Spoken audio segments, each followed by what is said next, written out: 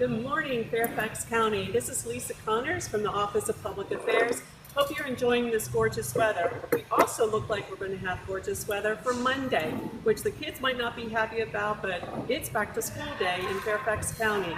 And I'm here today at our West Ox maintenance facility. You can see the shiny school bus behind me, getting ready to put out our huge fleet of school buses. We're going to be talking to representatives from Vehicle Services, from the Police Department, and from Fairfax County Public Schools Transportation Office. We would like for you to share this critical information on Facebook. So if you have friends who would be interested in this information, please share. And also, if you have any questions, we'd love to hear from you, and we'll try to answer them during this Facebook Live, or we can get back to you later. So we're going to start off with Bruce here. Bruce, can you tell us what your role is here at Vehicle Services? Well, first, good morning, and thanks for this opportunity. My name is Bruce Ridgway. I'm the Vehicle and Equipment Superintendent at the West Ox Maintenance Facility, which is where we are today for the Department of Vehicle Services. Okay, great. Well, as you know, we have a lot of school buses in Fairfax County. So we have about 1,700 or more than 1,700 buses going out on the roads on Monday. And it's important for, even if you're not a parent, that you know that school is starting on Monday, because it's going to be impacting all of us, even those that don't have kids in the schools. So can you tell us more about how we compare the size of our bus fleet compared to other school districts? Give people an idea of how big this is. Well, in actuality, your number was a little bit high. We're about roughly 1,630 buses. Okay. In comparison, we're quite a large fleet. Compared to other municipalities, we're behind like New York and Clark County, Nevada, and Gwinnett, Georgia, but only like third behind them. Right. We're the largest municipality maintained by the government in the state of Virginia. Awesome. Right. Great. But 1,630 buses. Yeah. And it's a large staff to get these things ready for the following school year. Great. So this is West Ox is one of 3 facilities, I understand, that work on and inspect the buses in the county. Okay. Can you tell us what it takes to get a bus ready? How many man hours? What it takes to get one of these buses up and running? That generally takes a minimum of about 4 hours, man hours per bus, and then whatever you find during the inspections. Right. You have to take care of those issues and make sure they're ready to go for the first day of school, which will be next Monday. Okay. Sorry, kids. Right. And so how many mechanics will work on a typical school bus? Yeah, currently we have roughly about 80 technicians that work on school buses. So if you do the math, it's roughly 20 to 21 buses per technician. However, of those 80 technicians, we have about 70 that are ASE certified, in school buses to do the maintenance. Awesome, that's great. And how long does it take to inspect the buses? Once you get a bus in here, you said it takes about 4 hours? 4 hours roughly per bus to do the inspections and make any type of minor repairs that come along. Some buses a little bit longer, some, of course, the newer buses get a little bit less time. So school is starting a week earlier, and it ended late June. So how has this shorter summer break impacted you all in Vehicle Services? It actually greatly impacted us because it gave us 45 days of services, which is the state requirement for inspection. Oh wow! Okay. To do in 44 days. So we had that, up against us, and we also had to in-service and decommission about 200 buses this year. So that also takes a lot of staff time and so forth. Great. Well, thank you very much, Bruce. Now we're going to talk to Sheila, who is one of our police officers from Fairfax County Police Department. And sorry for the noise, folks. We'll try to talk louder. Officer Ayers, can you talk to us about driver safety? We're going to have all these buses out on the road, and what do people need to know?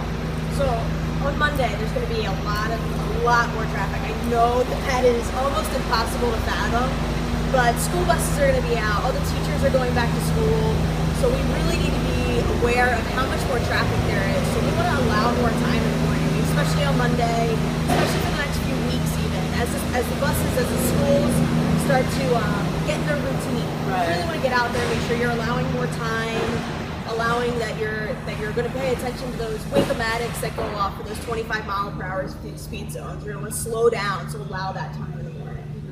Great.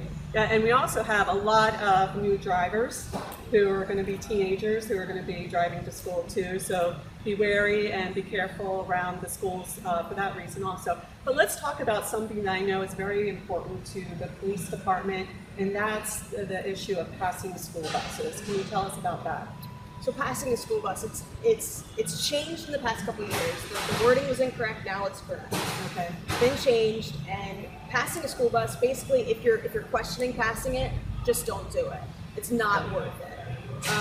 You can really only pass the school bus when there's a divided highway. Right. So if there's just one lane in each direction, both sides need to be stopped. When that school bus stops and they're actively loading and unloading children.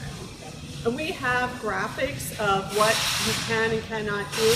If you go to our news center, it's www.fairfaxcounty.gov news, and just do a search for school buses or back to school, and you'll have that information if you have any questions about it.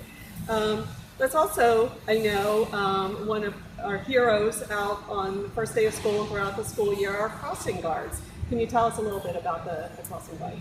We love our crossing guards. They do such a great job throughout the year.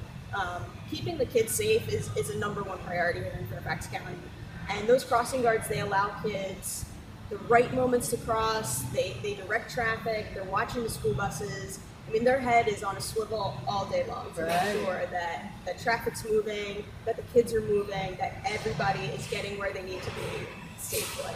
So when you're out on the roads, please be looking out also for our crossing guards, who are going to have quite a job for them, at least for the first week of school.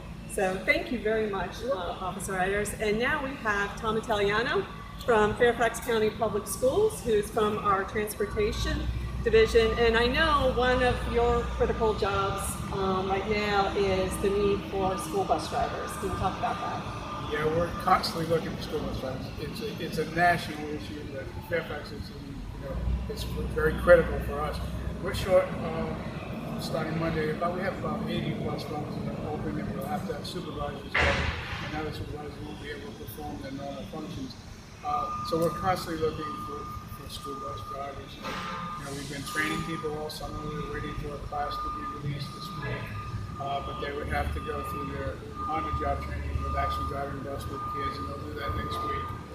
So there's a lot of things going on. A lot of things we're trying to pull together now. Routes are being tested. Drivers are testing their buses. They're getting their mirrors adjusted. We're doing a lot of things for the safety of the students. And so we just recently had a back-to-school meeting with all 1,600 of our employees there. We roughly have 1,200 professionally trained qualified drivers now. Wow. You'd mentioned, there was a mention of the 1,630 bus fleet, where we're the largest in the country. Right.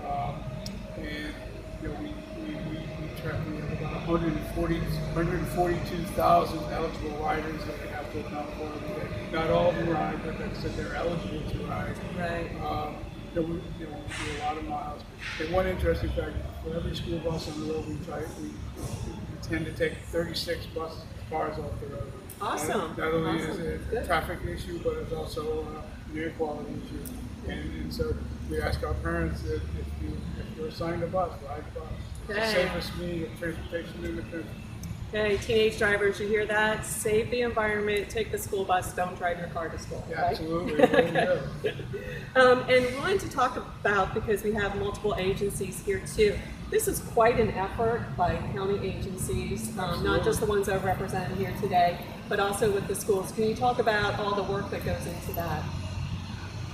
We work constantly with the vehicle services because they're maintaining our buses. We've had a crew that we assigned to the garages to move buses around, because they have to bring the buses in from remote locations all over the county. We park buses everywhere. Right. And they have to be in here for their service, so we have drivers assigned just to move buses back and forth in the summer.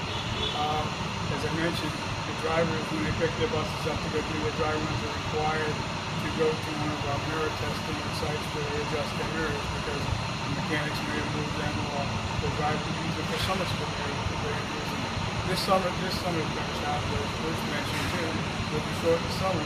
Yes. Getting away from summer school, which we did a couple weeks ago, start school next week. We've been trying to do a lot of stuff in a short amount of time. Great. So please, everyone, thank you very much.